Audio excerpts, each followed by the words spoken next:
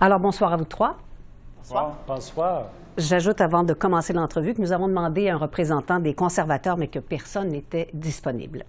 Alors, si vous voulez bien, je commence avec vous, Mme Lalonde. Pourquoi se fixer un objectif en 2032 quand cet objectif devrait être atteint déjà et même dépassé? Bien, écoutez, nous sommes le gouvernement qui a investi et fait les dépenses en défense depuis les dernières années. L'importance du 2 %, c'est que nous, on va avoir un plan. On a un plan crédible qui nous amène à 2 % en 2032. Donc, je vous dirais que si on regarde l'état général du monde entier, justement, à Halifax, j'y étais, on a entendu parler de l'importance d'investir dans la défense et c'est ce qu'on a décidé de faire depuis les dernières années et c'est ce qu'on va continuer de faire. Oui, mais Mme Lalonde, on est loin du 2 %. Le 2 %, c'est le minimum, c'est ce qui est requis. Vous, ce que vous nous dites, c'est qu'en 2032, si tout va bien, on va finir par y arriver. Mais écoutez, moi, ce que je vais vous dire, c'est que depuis la Deuxième Guerre mondiale, notre gouvernement va investir le plus d'argent dans les forces de l'air, par exemple. Nous avons aussi fait des investissements substantiels pour les forces de la marine au niveau des conditions pour améliorer les navires, créer de nouveaux navires. On a aussi lancé une demande pour les sous-marins. On a une entente pour des brise-glaces. Donc, nous sommes engagés pour non seulement appuyer nos militaires, leur équipement, mais n'oublions pas aussi dans la politique de défense, une nouvelle politique, nous augmentons aussi l'investissement substantiel pour le logement, pour les garderies. Oui. J'aimerais vous entendre, si vous voulez bien, M. Jolyon, là-dessus. Quand on fait partie d'un organisme comme l'OTAN, on s'engage à respecter les règles. Une de ces règles, c'est de dépenser 2 % de son budget pour la défense. Alors, on n'y arrive pas, on en est loin. Comment vous expliquez ça? Mais là, je trouve que quand on regarde les conservateurs qui ont coupé dans l'argent pour les défenses, mais aussi l'argent pour les anciens combattants, il ne faut pas oublier que les conservateurs ont été tellement épouvantables quand ils étaient au pouvoir. C'est pour cette raison-là qu'ils ne sont même pas ici pour se défendre parce que leur dossier était très mauvais. Puis là, on voit les libéraux qui continuent. Ils ont restauré certains des services pour les anciens combattants, mais on a toujours une pénurie des bons équipements pour les forces militaires. Ça, c'est des hommes, des femmes, les personnes qui sont dans le service du pays et qui n'ont pas des équipements adéquats. Ça, c'est quelque chose qu'on trouve épouvantable. Alors, la question est importante. Si on a des services militaires, il faut que les équipements soient bons pour nos gens dans le service. Et ça, c'est quelque chose où les conservateurs et maintenant, les libéraux ont échoué lamentablement. Monsieur Simard, qu'est-ce que vous dites là-dessus? Qu'est-ce qu'on dit au monde entier quand on est un des cancres de l'OTAN, quand on est 27e position sur 32? Tout à fait. Il y a un contexte géopolitique particulier qui crée beaucoup d'inquiétudes. Il faut savoir, il faut se rappeler qu'en avril, lors de la mise à jour économique, il n'y avait aucune référence à l'effet qu'il allait y avoir une augmentation des budgets de la défense. C'est M. Trudeau qui s'est présenté en juillet au sommet de l'OTAN qui a fait cette déclaration-là, qui se fixait un échéancier. Et le directeur parlementaire du budget indique clairement qu'au mieux, ce qu'on va pouvoir faire, c'est 1,5 %. Encore une fois, pour moi, ça ressemble beaucoup à de l'improvisation et c'est des décisions qui semblent prises chemin faisant sur le coin d'une table. C'est fort discutable. Bon.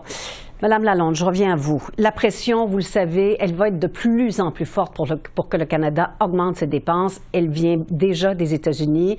Donald Trump, le président élu, a déjà dit on va exiger que non seulement le Canada dépense 2 %, mais 3 voire 4 %. Quel est le plan du Canada pour les prochaines années? Est-ce qu'on continue à cette vitesse-là jusqu'en 2032? Bien, écoutez, depuis le début, on a toujours travaillé en lien très étroit avec notre allié du Sud. Indépendamment du président, nous allons continuer ce travail. Et comme je dis, nous sommes le seul gouvernement qui s'est donné un échéancier.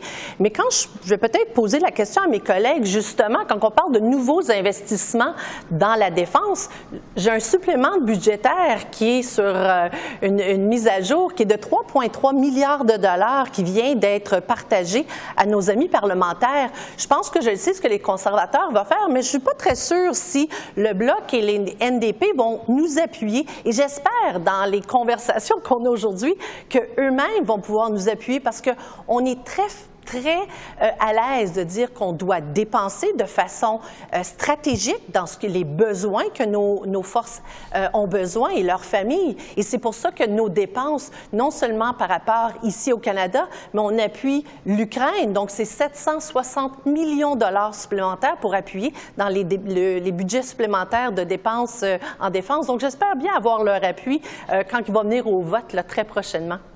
Bon, alors, Monsieur Simard, si vous voulez bien, allons à vous. Vous savez, comme moi, les menaces sont multiples, elles viennent de partout en ce moment. Il y a des menaces de cyberguerre, des menaces d'attaques hybrides.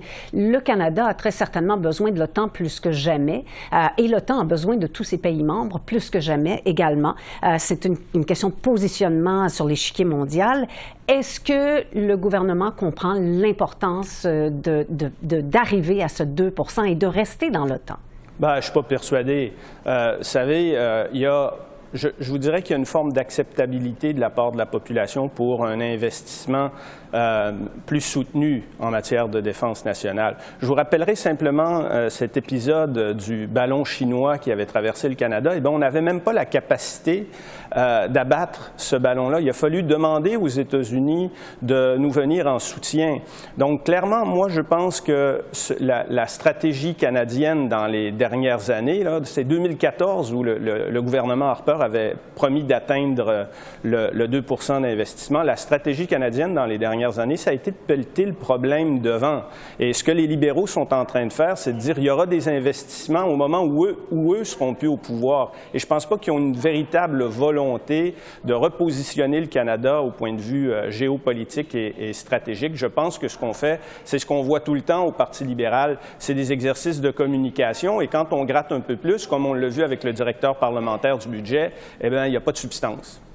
Monsieur Julian, est-ce que le Canada peut continuer à s'appuyer sur les États-Unis parce qu'on sent que le ton change aux États-Unis, on sent qu'il y a une impatience dans l'air, voire des menaces. Monsieur Trump en a fait déjà. Est-ce qu'il faut changer notre approche avec les États-Unis concernant les dépenses en défense? Mais là, quand on regarde la question de l'Ukraine, c'est fortement inquiétant. Parce que là, on a Donald Trump qui est déjà immersé avec Vladimir Poutine et Elon Musk, un gang qui veut mettre fin à la démocratie en Ukraine et qui ne veut pas que le peuple ukrainien se défende contre les attaques de la Russie. Moi, je suis béni en Russie à vie, comme plusieurs de mes collègues au Parlement canadien, parce qu'on prend la résistance du peuple ukrainien. Et avec Donald Trump, j'ai absolument aucune confiance que l'appui des États-Unis vis-à-vis le peuple ukrainien va continuer. Alors, c'est très inquiétant. C'est une période de temps où il faut qu'on soit très délibéré dans nos décisions. Puis ça commence, à mon avis, vraiment avec l'aide pour les Ukrainiens, mais aussi des bons équipements pour le personnel, les hommes et les femmes et les personnes qui donnent leur vie pour notre pays et qui font partie de nos services militaires. Et aussi de respecter les anciens combattants quand ils reviennent de la guerre et quand ils reviennent blessés. Je retourne à vous, Monsieur Simard. Qu'est-ce que le Canada doit faire en quelques mots là, à partir de maintenant? Qu'est-ce que le Canada devrait faire? Je pense qu'il faut se donner des objectifs qui soient réalisables. Il faut prendre la pleine mesure des choses, ce qui n'est pas le cas présentement. Et il faut surtout arrêter d'improviser suivant le gré des événements internationaux qui se produisent. Mais je vous dirais que de 2014 à 2024, il y a 10 ans qui s'est écoulé. On ne peut pas dire qu'il y a un effort substantiel qui a été fait, à la fois de la part du gouvernement conservateur. D'ailleurs, j'aurais bien aimé qu'un collègue conservateur soit ici pour nous dire s'il compte atteindre cette mesure, ce 2 % du PIB qui serait investi en défense. Malheureusement, ils ne sont pas là, mais ça prend quelque chose de beaucoup plus substantiel que ce qu'on voit présentement. Ben, nous aussi, on aurait bien aimé qu'il soit là. Merci beaucoup. Pas beaucoup de courage. On parle des forces militaires qui demandent beaucoup de courage. Les conservateurs ne sont même pas capables de venir s'expliquer devant le peuple canadien. C'est tout le temps qu'il nous reste. Merci beaucoup à vous trois. Merci. Merci.